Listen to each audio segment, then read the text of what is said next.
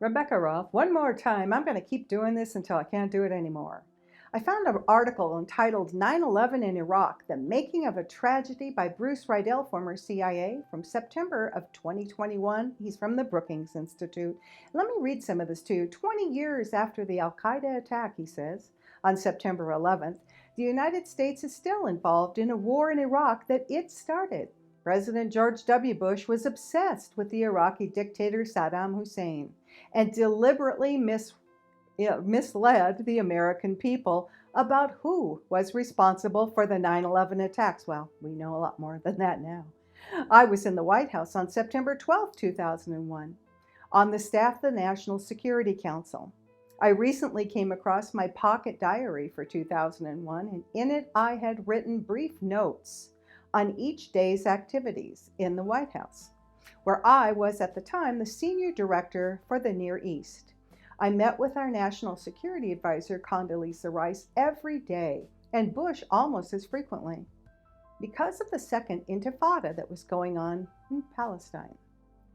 We were constantly trying to contain the violence between Palestine and Israel and prevent a wider regional conflict. In reviewing the diary, I was intrigued by two notes. On September 14th, I was with Bush when he and his first phone call after 9/11 with British Prime Minister Tony Blair.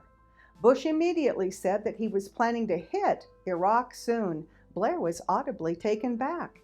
He pressed Bush for evidence that of Iraq's involvement in the 9/11 attacks and Al-Qaeda. Of course, there was none, which British intelligence also knew. On September 18th, a week after 9/11, Saudi Ambassador Prince Bandar bin Sultan came to the White House to see President Bush.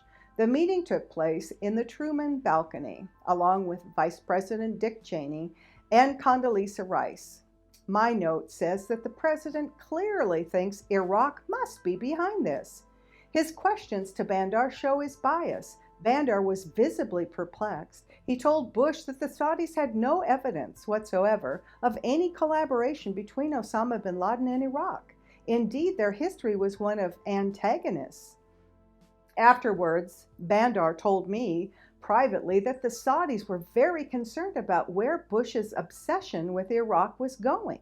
The Saudis were alarmed that attacking Iraq would only benefit Iran and set in motion severe destabilizing repercussions all across the region. The Saudis pressed Bush to come out publicly in support of a Palestinian state, as he had privately promised the Crown Prince that he would. On September 28th, Bush received Jordan's King Abdullah. The king pressed the president to take action to restart the Israeli-Palestinian peace talks. He argued that the Palestinian conflict was the driving force between al-Qaeda's popularity and legitimacy, but the president was focused on Iraq. The United States did go to war with Iraq soon enough. The Bush administration was eager to mobilize the anguish of the 9/11 attacks to support the war. Despite the intelligence community's unequivocal conclusion that Iraq had nothing to do with either 9/11 or Al-Qaeda, the administration let Americans believe the contrary. Consequently, the United States went to war in Iraq on a false pretense that it was somehow avenging those killed by Al-Qaeda. A Washington Post poll conducted 2 years after 9/11 dramatically illustrated this story. 69% of all Americans at that time believed Saddam Hussein was personally involved in the 9/11 attacks. Even more staggering, 82% believed that Saddam provided assistance to Osama bin Laden. Both were utterly false. One lesson of the past 20 years is the imperative of an informed public.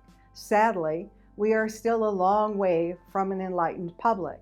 Well, that kind of goes along with a poll today that came out that, well, roughly 28% of people had any faith or belief that they were getting any adequate information from the media. So I guess we're still not an enlightened public, unless, of course, you're getting your news somewhere other than mainstream media.